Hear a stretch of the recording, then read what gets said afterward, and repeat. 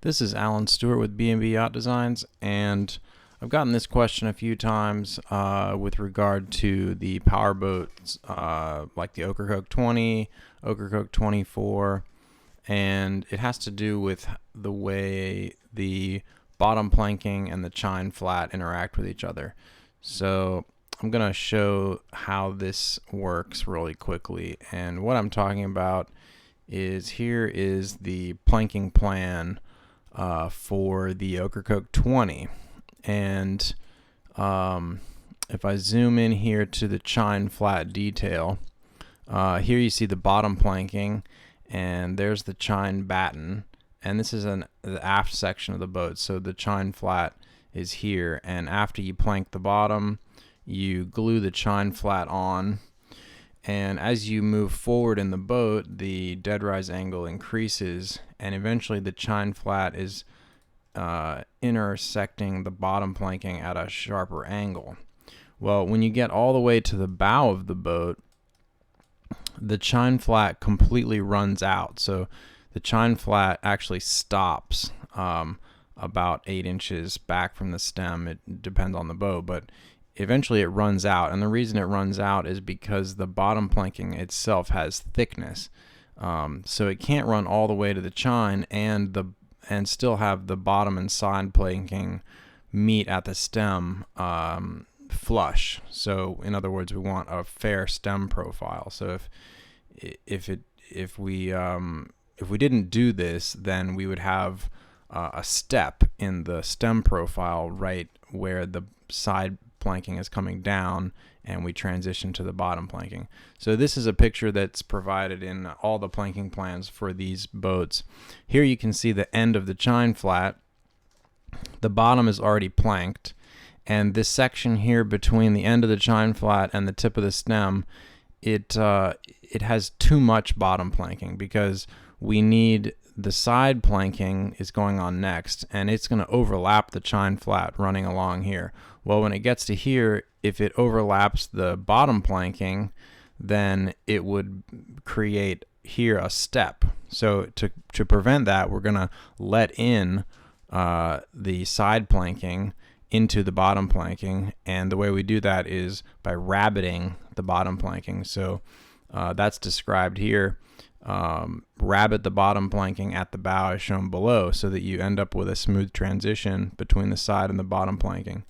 So in this example, this is Graham building Marissa Hull number 1, and you can see he's clamped a temporary straight edge essentially that creates an extension of the chine flat piece, so that he can run a rabbet plane, which is this, along that batten and deduct or rabbet the side edge, not really the edge, but the side of the bottom planking, just in that section where we're gonna plank it with the side planking.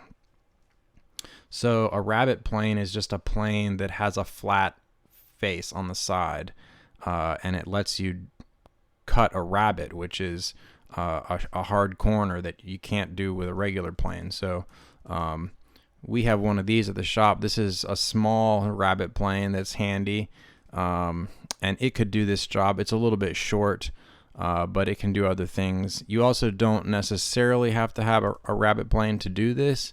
You could just use a block of sandpaper, or a block with some like 80 grit sandpaper, and cut the sandpaper on a sharp edge of the block, so that you can just use this as a guide and again sand this material away. So you're sanding it from the chine flat down to 0 at the stem.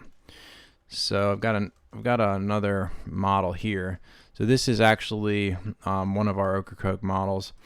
Here you can see the bottom planking, and there's the chine flat has already been installed. So the chine flat goes on after the bottom planking is on, and you can see here the chine flat ends, and where the chine flat ends, the bottom planking continues, and this curve coming around to the chine flat wants to curve around and intersect here at the tip of the stem, but the bottom planking is in the way. So in this example, I've cut away this little portion. This is the portion of the bottom planking that we're removing with the Rabbet plane.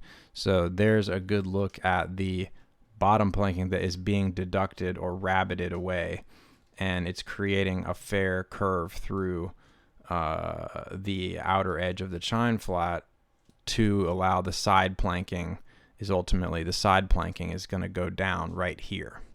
So if we move up to the next model, we have deducted that material, but the other thing we have to do is bevel the outboard edge of the chine flat because it's cut on the CNC, and this edge here is too vertical in relation to the top side edge here. So what you would do is you would go along with a batten, laying a batten along all the side stringers here, and when you got up to the top of the chine flat, you would see that the top corner had too much material, and so that is this little sliver here is going to be removed.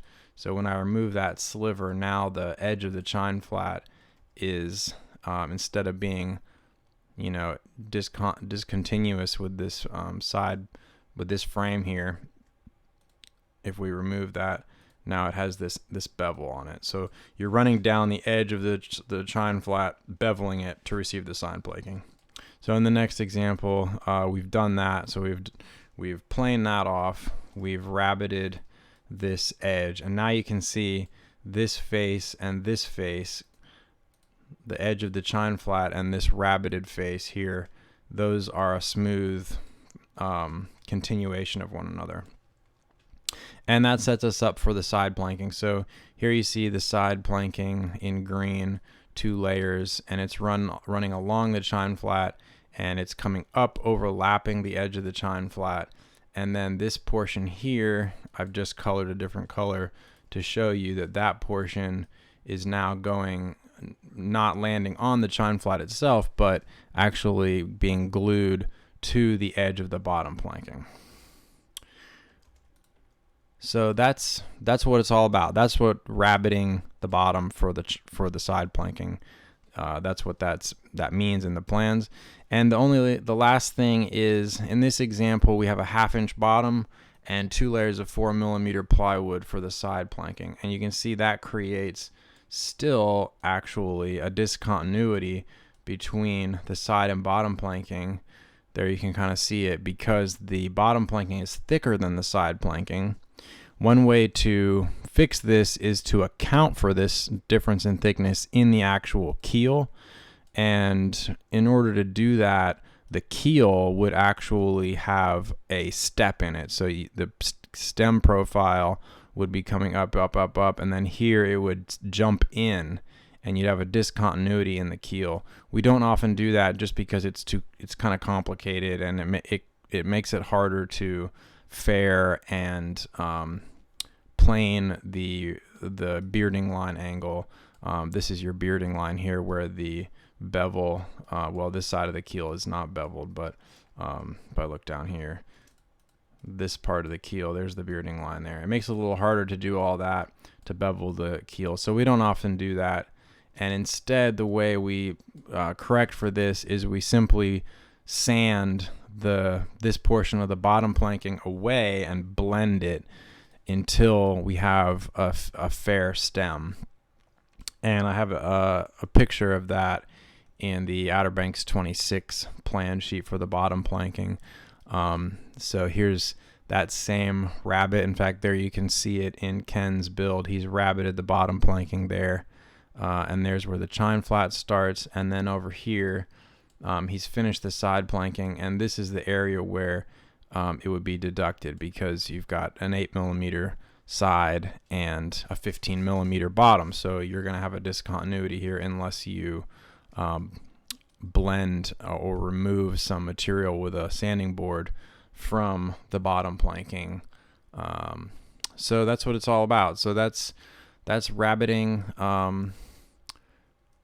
That is rabbeting the bottom planking, and I hope that clears it up. This applies to the Marissa, the Ocracoke 24, the Outer Banks, any of the boats that have developed bottom panels with the chine flat that goes down like this. and then the side planking, which is pretty much all of our power boats. So if you have any questions, feel free to email us, and thanks for watching.